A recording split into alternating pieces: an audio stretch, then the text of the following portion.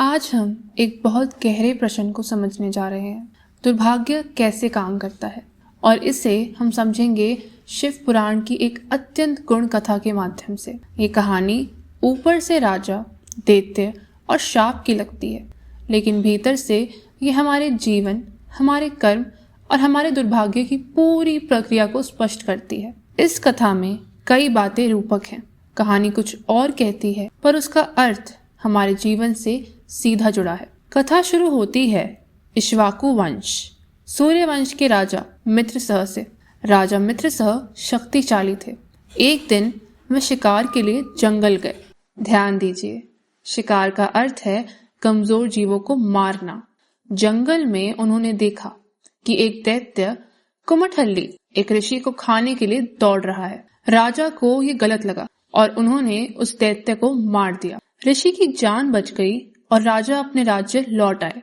ऊपर से देखने पर यह पुण्य का काम लगता है, लेकिन यहीं से कथा का असली दर्शन शुरू होता है। उस दैत्य का एक छोटा भाई था, कपट। नाम ही संकेत देता है, कपट मतलब छल। उसने तय किया कि वह राजा से बदला लेगा। वह सीधे युद्ध नहीं करता, बल्कि रसोई का वेश बनाकर राजमहल में नौकरी कर लेता है। यह बताता है कि दुर्भाग्य हमेशा सामने से नहीं आता, वह अक्सर भीतर से आता है। गुरु जयंती के दिन राजा मित्रसह ने अपने गुरु महर्षि वशिष्ठ को भोजन पर आमंत्रित किया। कपट ने भोजन में मांस मिला दिया। जैसे ही थाली गुरु के सामने आई, वशिष्ठ जी समझ गए। क्रोध में उन्होंने राजा को श्राप दे दिया, तुम राक्षस बन जाओगे। राजा गिर पड़े और बोले, गुरुदेव, इसमें मेरी कोई गलती नहीं है। पर वशिष्ठ जी ने दिव्य दृष्टि से सत्य जान लिया। वह बोले, शाप वापस नहीं लिया जा सकता, पर उसका प्रभाव कम कर सकते हैं। तुम 12 वर्ष तक राक्षस रहोगे। राजा जंगल चले जाते हैं। राज्य की जिम्मेदारी रानी दमयंती संभालती हैं। जंगल में राजा राक्षस बन चुके होते हैं। राक्षस होने के कारण वे फल नहीं खा सकते, उन्हें मांस ही खाना पड़ता है। एक दिन वे एक युवा ऋषि को तपस्या करते देखते हैं। उन्हें तीव्र भूख लगती है। ऋषि की पत्नी राजा से प्रार्थना करती है, वह मेरे पति हैं, इन्हें मत मारो। लेकिन मित्रसह विवश हैं। भूख इतनी तीव्र है कि वे ऋषि को खा जाते हैं। यह पाप इच्छा से नहीं, विवशता से हुआ। लेकिन पाप तो पाप ही है। ऋषि की पत्नी शाप देती है, जिस दिन तुम किसी स्त्री से मोहित होकर उसके साथ विहार करोगे, उसी दिन तुम्हारी मृत्यु होगी। कुछ वर्षों बाद मित्रसह को मानव शरीर वापस मिलता है। वह पत्नी को सब बताते हैं। दोनों दुखी हैं, एक और संतान नहीं और दूसरी ओर ब्रह्महत्या का पाप। वह महर्षि गौतम के पास जाते हैं। गौतम ऋषि कहते हैं, पश्चिम दिशा के गोकर्ण तीर्थ जाओ, वहां मां बल शिवलिंग है। कुंड में स्नान कर शिव पूजा करो, ब्रह्महत्या से मुक्ति मिलेगी। राजा ऐसा करते हैं और उन्हें पाप से मुक्ति मिल जाती है। अब समझते हैं कि दुर्भाग्य कैसे काम करता है। पहला कारण होता है ताकत। राजा शिकार पर गए, कमजोर जीवों को मारने, लेकिन दैत्य का ऋषि को मारना उन्हें गलत लगता है। क्यों?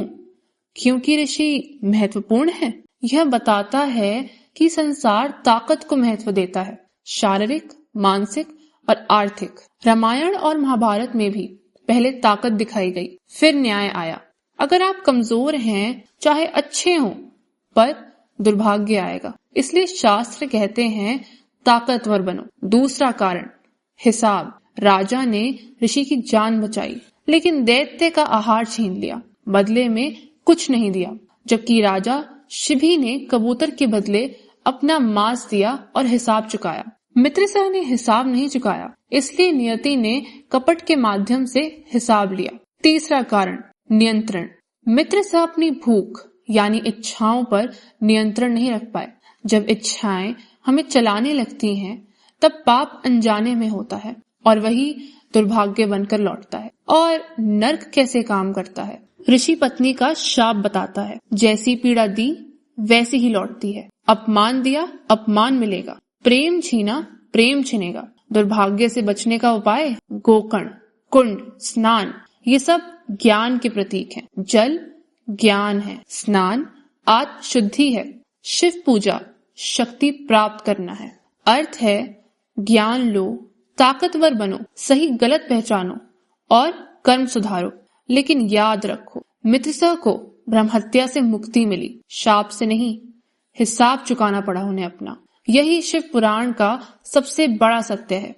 कर्म का फल कोई नहीं टाल सकता, इसलिए सबसे उत्तम मार्ग यही है। पहले ज्ञान लो, ताकतवर बनो और गलत कर्म करो ही मत। यदि आपको शिव पुराण, सनातन दर्शन और कर्म रहस्य सरल भाषा में समझना अच्छा लगता है तो पराविद्या फाउंडेशन चैनल को सब्सक्राइब करें और इस ज्ञान यात्रा का हिस्सा बने। ओम नमः शिवाय।